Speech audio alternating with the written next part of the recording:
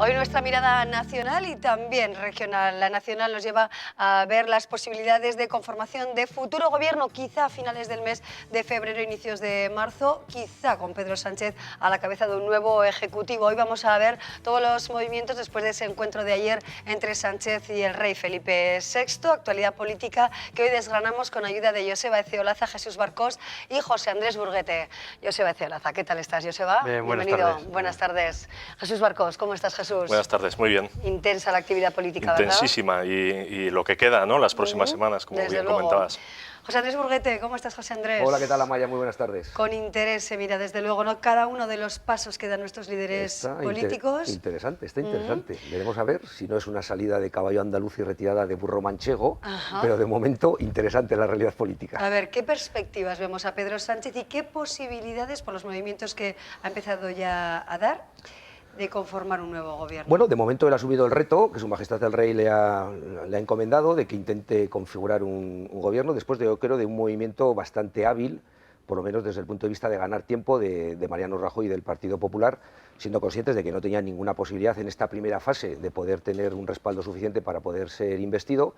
Y a partir de aquí, pues un gobierno que se me antoja muy complicado porque la aritmética es la que tiene que llevar a Sánchez a ser investido presidente, y en este momento pues no es fácil que opciones políticas tan dispares como Podemos y como Ciudadanos pues puedan encontrar puntos de acuerdo pues para poder respaldar a Sánchez para ser presidente del gobierno, y otra opción evidentemente también pasaría por el respaldo y el apoyo de los partidos nacionalistas, independentistas, algunos de ellos catalanes o vascos. Complicado está, pero bueno, de momento es un primer round. Sánchez ha asumido el reto, como él bien dijo ayer, y a partir de aquí pues ver cómo se van desarrollando los acontecimientos en las próximas semanas, y ya veremos si no va a haber finalmente algún cambio con un candidato distinto que no sea ni Sánchez ni Rajoy, bien porque Rajoy pues deja paso a alguien en su partido, o bien porque Sánchez también se aparta, o incluso porque alguno de los candidatos que en este momento no ven que tienen posibilidades de ser presidente, pues también podrían ser, dentro de este marco de negociación, aupado a ese papel. Bueno, veremos a ver. Como digo, interesante la realidad política española, y un poco también tristona desde el punto de vista de que la encomienda que hicieron los ciudadanos españoles en las elecciones del 20 de diciembre, de que tenía que haber un gobierno con varias fuerzas, pues bueno, no parece en este momento fácil. Pero bueno, yo creo que la política se le hace lo posible, y yo creo que Sánchez lo tiene que intentar. Vamos a ver el prisma de Joseba Ezeolaza, luego seguiremos viendo también la posibilidad de acercamiento o no, o absolutamente descartable esa, de alguna manera, ¿no? Cercanía entre Partido Popular y Partido Socialista, que ahora están enrocados en sus posturas. Pero ¿cómo ves el panorama, a grosso modo, Joseba? Bueno, más allá de la aritmética, de la suma de partidos, yo creo que hay un hecho destacable, ¿no? Que se ha interiorizado que es un momento de cambio.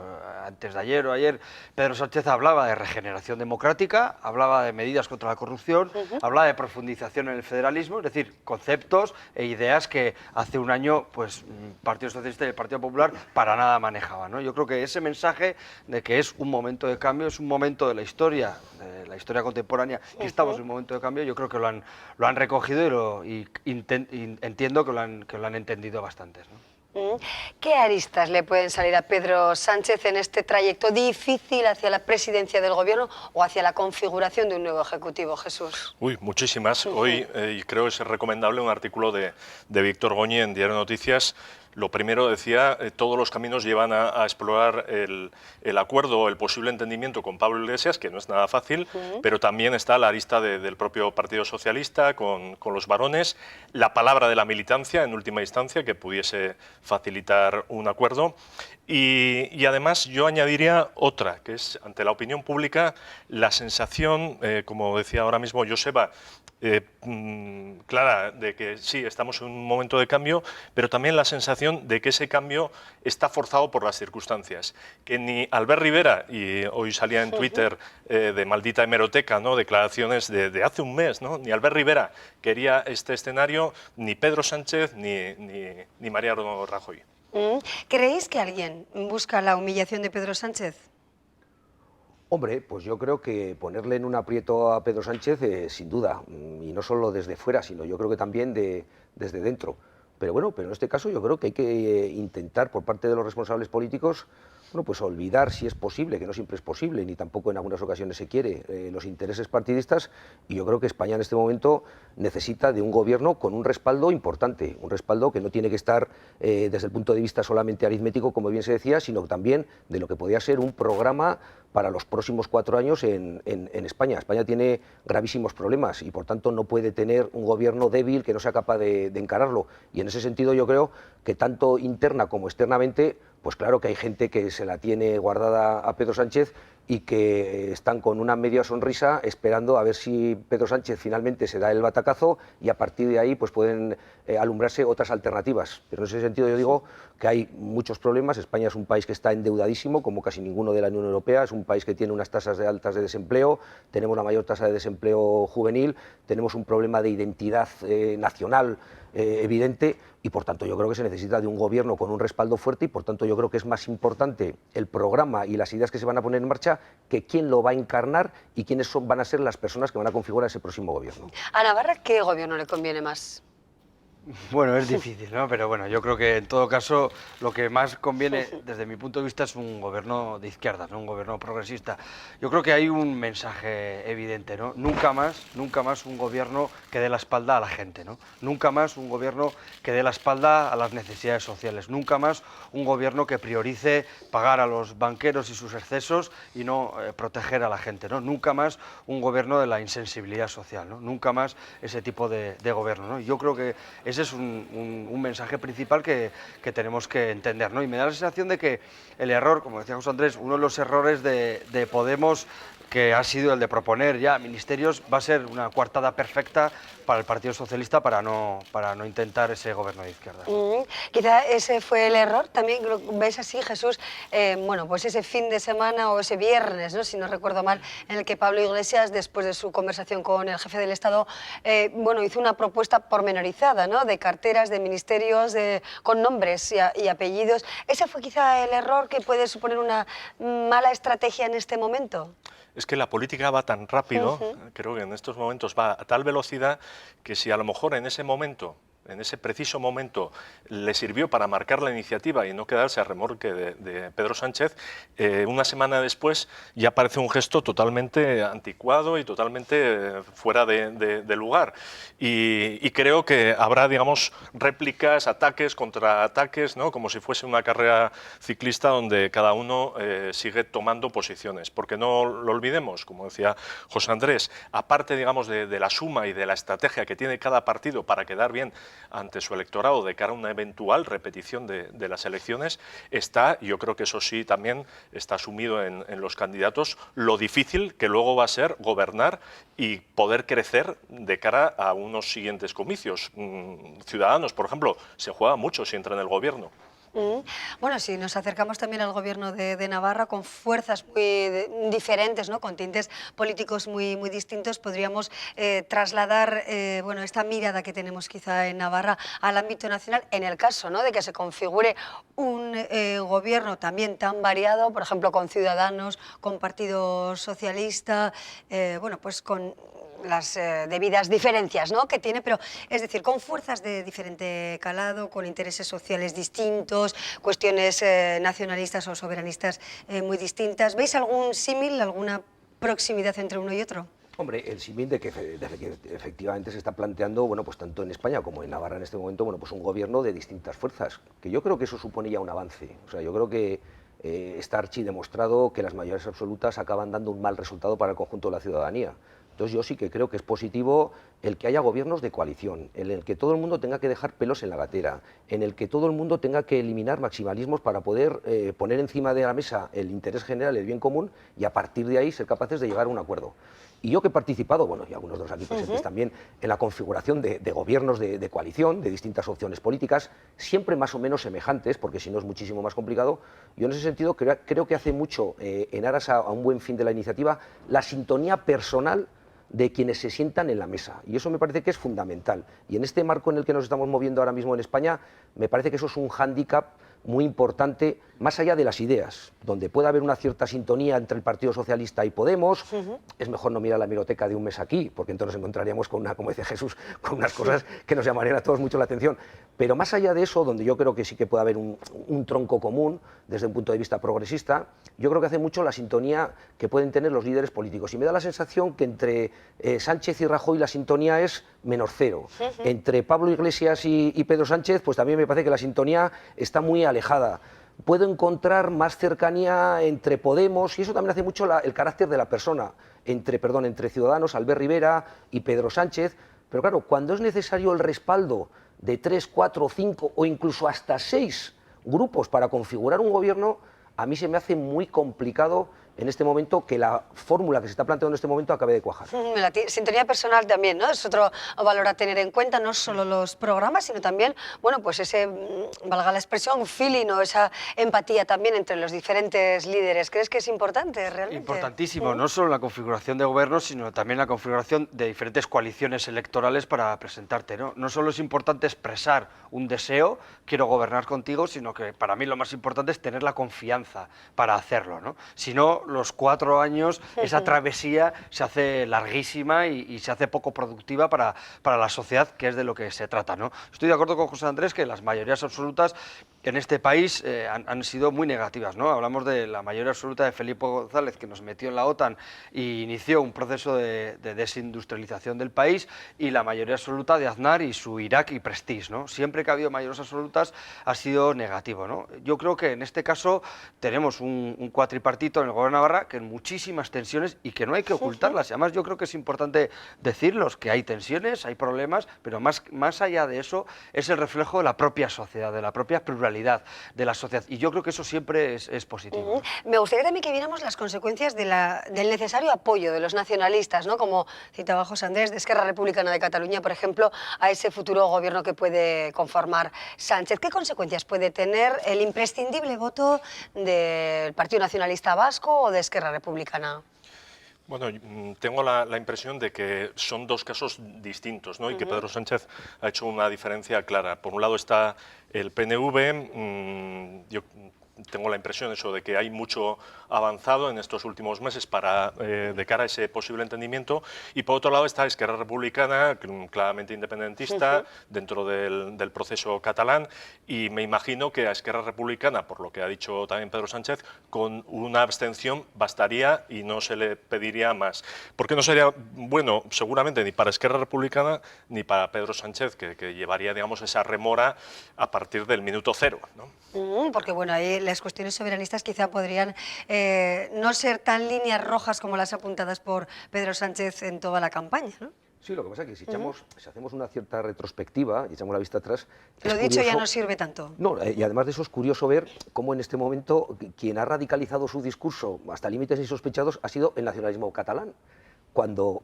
No olvidemos que hace no muchos años se planteó un debate en el Congreso con una propuesta denominada Plan Ibarretxe, donde se quería avanzar también en una dinámica parecida, no voy a decir idéntica, pero sí parecida, ni tan radical siquiera, a lo que está planteando en este momento el nacionalismo catalán. Y en ese sentido, yo sí que comparto con Jesús, pues que el nacionalismo vasco ha sido hoy, en estos años, muy prudente, en estos últimos años, y que es más fácil que Pedro Sánchez acabe llegando a una opción de acuerdo con el Partido Nacionalista Vasco, y me parece más complicado, con las tesis que ha venido defendiendo el independentismo catalán, bueno, pues en un respaldo yo casi lo descarto, y una abstención, pues bueno, pues ya veremos a ver también hasta qué punto y de qué manera, ¿no? No olvidemos cómo se ha configurado el gobierno catalán. En el último minuto de la prórroga, pues bueno, pues cuando nadie ya daba un duro por una opción de gobierno, bueno, pues ha aparecido un señor Puigdemont y el candidato de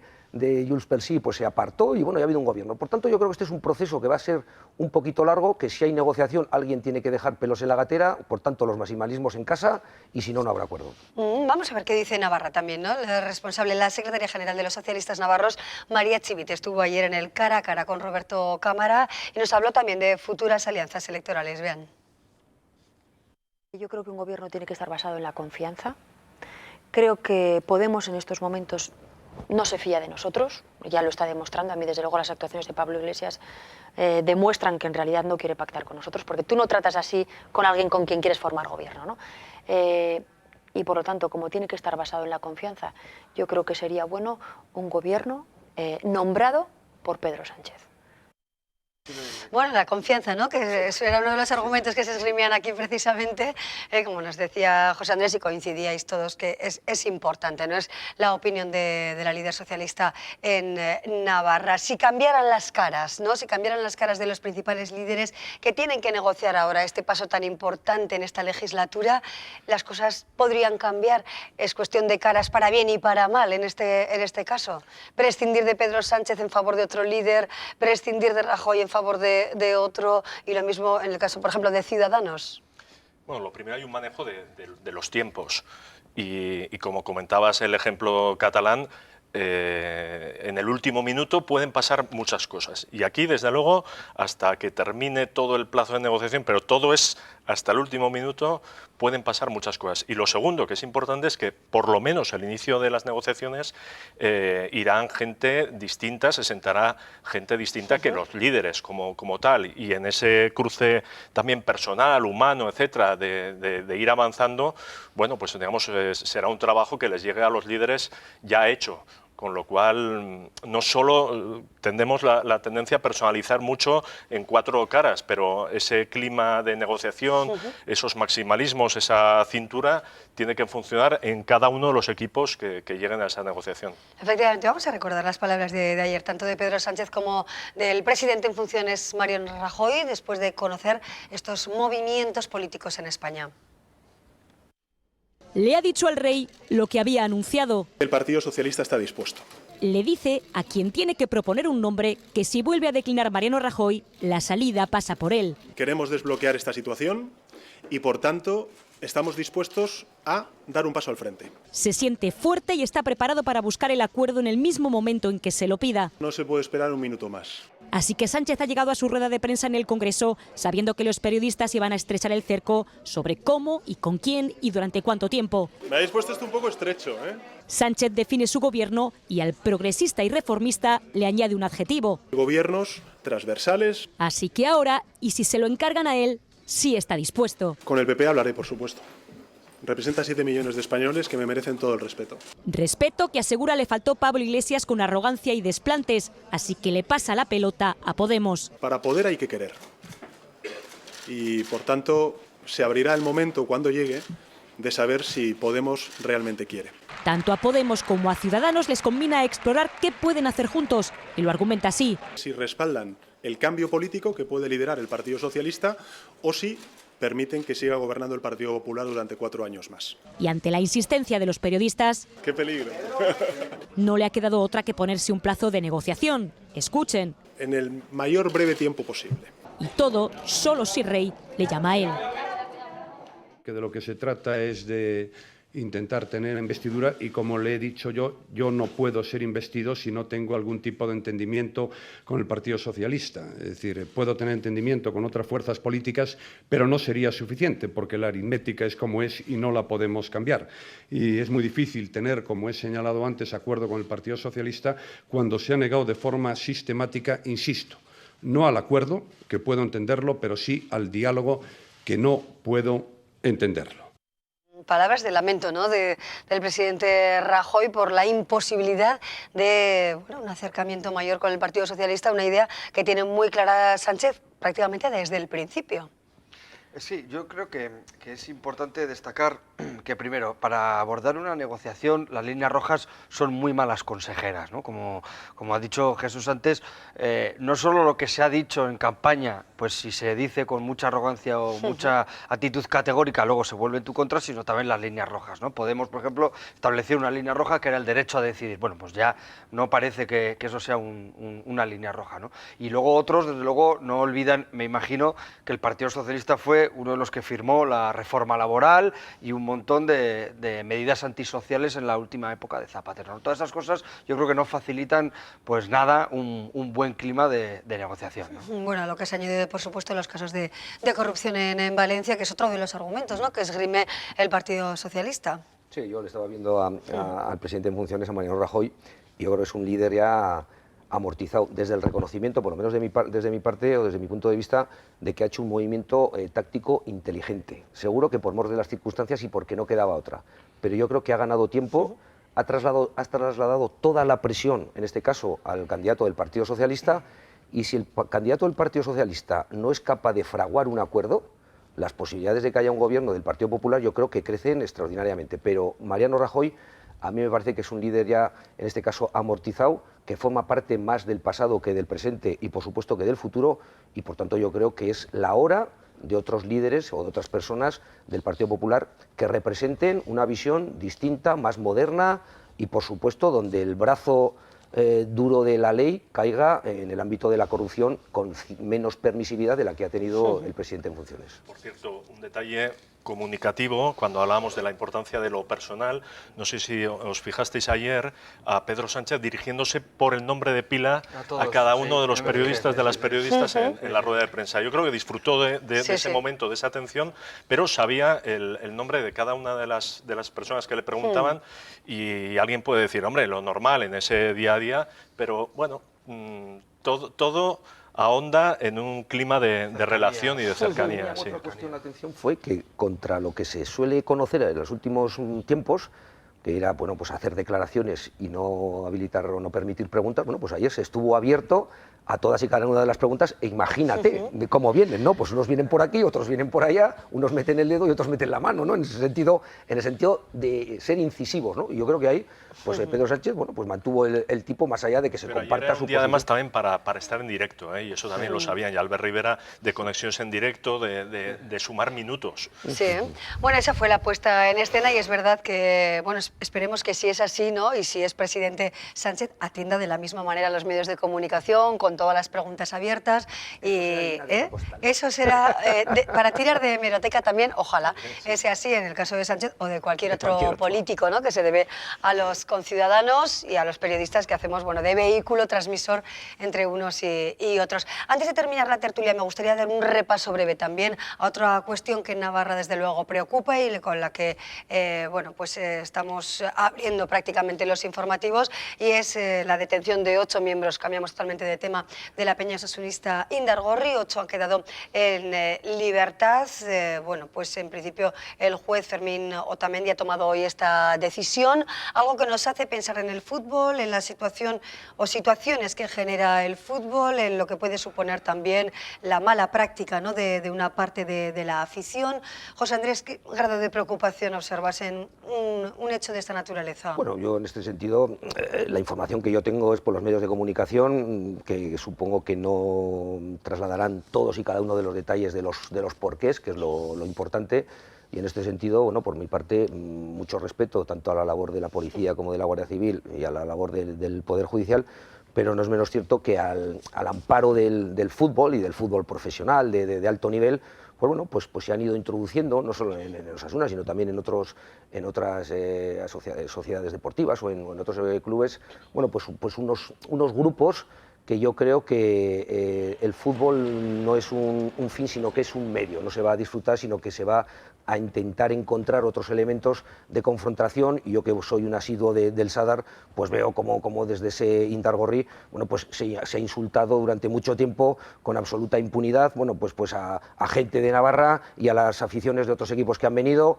y yo creo que eso no forma parte ni de los Osasuna, ni de la manera de hacer de Osasuna, ni tampoco forma parte del fútbol, y por tanto, ese tipo de gente, cuanto más lejos esté, para mí por lo menos mejor. Esto deporte no es, desde luego, Jesús. Vemos las imágenes también, bueno, pues con un ambiente bastante tenso, ¿no?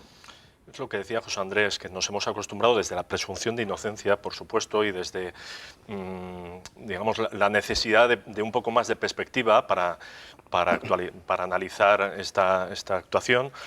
Es verdad que el fútbol ha sido el amparo muchas veces de conductas que bueno, no se pueden calificar más que de violencia, aunque sea verbal. En este caso lo que se está perjuzgando o interviniendo es sobre otro tipo de cuestiones que van más allá, pero en general en el mundo del fútbol creo que sí. Lo que pasa que también, y es verdad que cuando tocan algo de Osasuna, pues encienden también muchas alarmas de ojo, que Osasuna tal, es algo nuestro, y todos los equipos o muchos equipos han tenido una cierta tendencia al utilitarismo. Nos crea ambiente, nos sirve para elevar la temperatura del estadio, nos da al final puntos, ¿no?, del jugador número 12, pues bueno, vamos a hacer como que no miramos. Como que no vemos, ¿no? Pero, insisto, también desde un análisis global de qué se está haciendo con otras aficiones, porque si no, la sensación de injusticia de decir a Osasuna tiene una lupa sobre esta institución y en otras pues pasamos página, pues también eso es...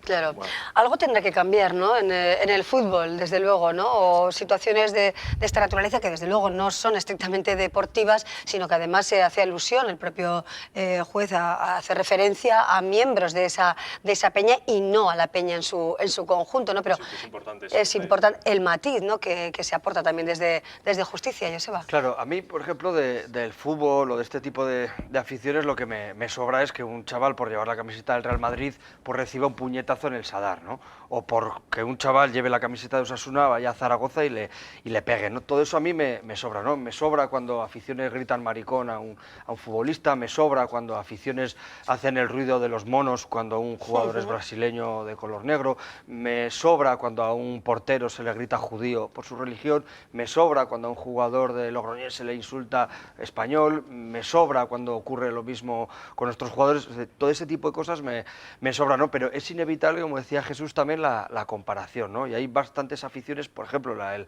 Atlético de Madrid, que es el ejemplo que se está poniendo, que tiene 2 asesinatos en sus espaldas y que no parece que haya habido un trato de este tipo, ¿no?